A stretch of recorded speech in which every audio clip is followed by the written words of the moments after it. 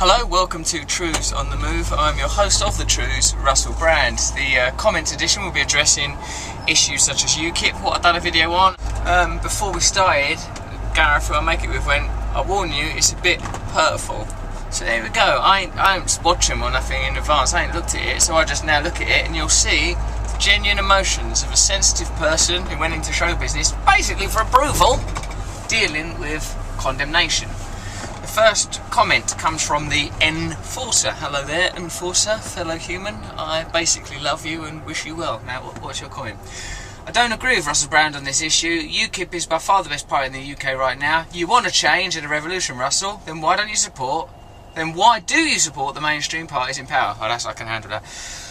I don't support the mainstream parties in power. In fact, I've suggested to at great personal expense and to much condemnation that it isn't worth voting because the mainstream parties don't represent us on any of the issues where we need representing, really, to countenance and confront corporate power. And I would include UKIP in that.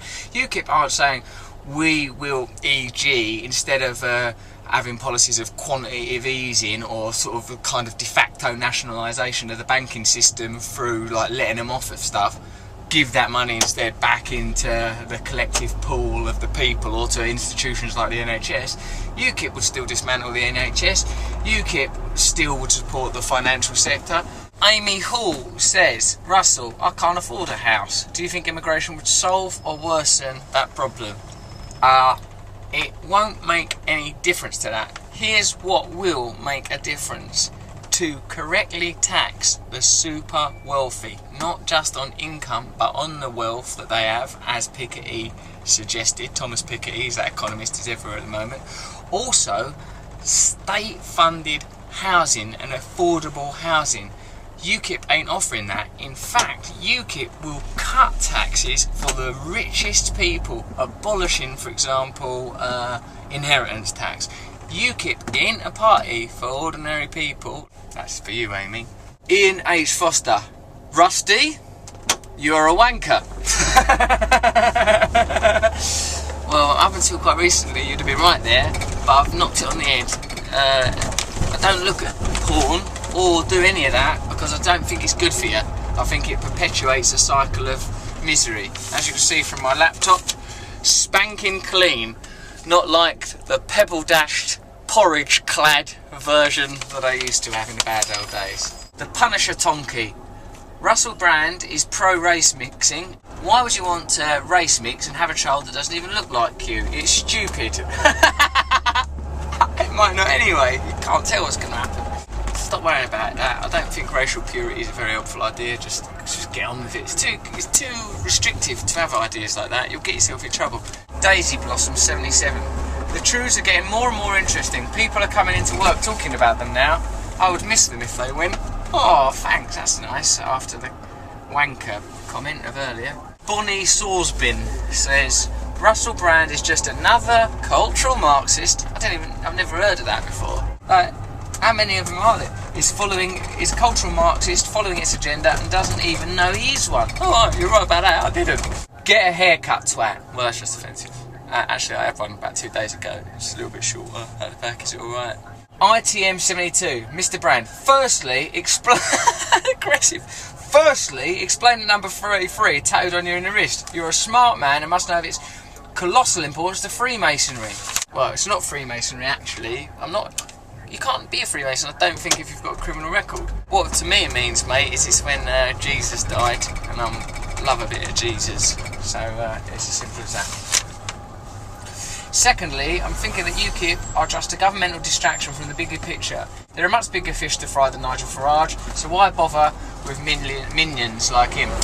It's bloody popular, innit? And it's sort of like it's galvanising people, and like you've got to understand, you can't condemn people. If people go, we like Nigel Farage, we like UKIP, people go, well, how come? Explain me why. And it's because they feel like that he's like them or represents them, but that makes me worried about the sphere of conventional rhetoric, and of course we've got to broaden it out, not narrow it down, but you've got to start to, I think, use these things as markers for our time, like by understanding it, you can, because like, you know, why would loads of people support a party where, you know, he, like Nigel Farage, claims loads of expense money. On top of his 81 grand as an MEP, he has claimed 2 million of taxpayers' money and expenses and allowances. He's been exposed for opening a trust fund in an offshore haven. So I'm just curious about how that kind of popularism rises up. Must be disillusionment with mainstream politics. Flew Mernon. What do you stand to gain by attacking Nigel Farage, Russell? Does his popularity among the British working class scare you? Are you afraid he'll upset the status quo which you and your ilk enjoy? The people of this country have said, in no uncertain terms, they're not happy with multiculturalism, aka mass Islamic immigration, and you have done nothing but try to undermine anyone who speaks out against it. Just so you know, Russell, your efforts futile. The people of the country have already seen what Islam could do, and they've made up their mind they want none of it. I disagree with that. I think that defining yourself or ourselves in those terms really plays into the hands of the truly powerful. Multiculturalism, you've got a degree of control over how impacted you are by that. Do you know what I mean? You don't have to, if you don't feel like it, go down a mosque or like spend the evening listening to Hindu kirtan. You know, you can if you want. You don't have to. You can spend all your time engaged in more traditional activities. It's up to you. But to consider multiculturalism as the root of a problem which is an economic problem caused by corporate elitism, it's just misguided and pointless, and that's what they want you to think, because that enables them to carry on. So just don't get distracted by it. That's all my argument is. Farage is the most impressive British politician of his generation, this generation. He's single-handedly changed the political status quo of the country for the better. He's not some silly fantasist that talks about revolution on a whim. He hasn't single-handedly done it. What he's done is exploited a lot of fear around immigration and a lot of fear around poverty, and the way that he's exploited it is by suggesting policies that will exacerbate it. In times of poverty and fear, people get a little bit anti-immigration and get edgy around those kind of issues.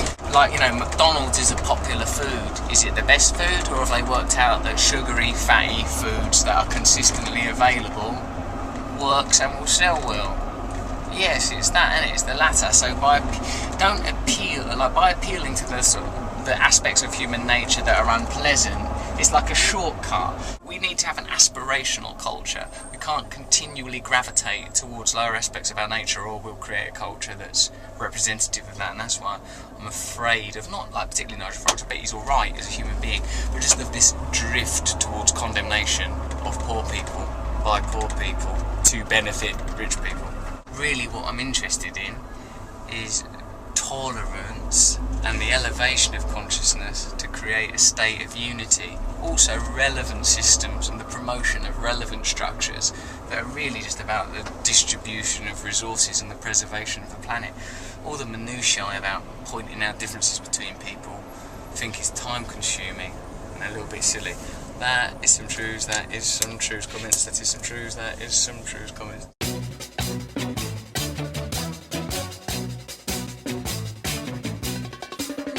Is a tool that is abused to fool you and to leave you scared and confused. Trews is like the news. If the news was true, I want some Trews. Let's have some Trews.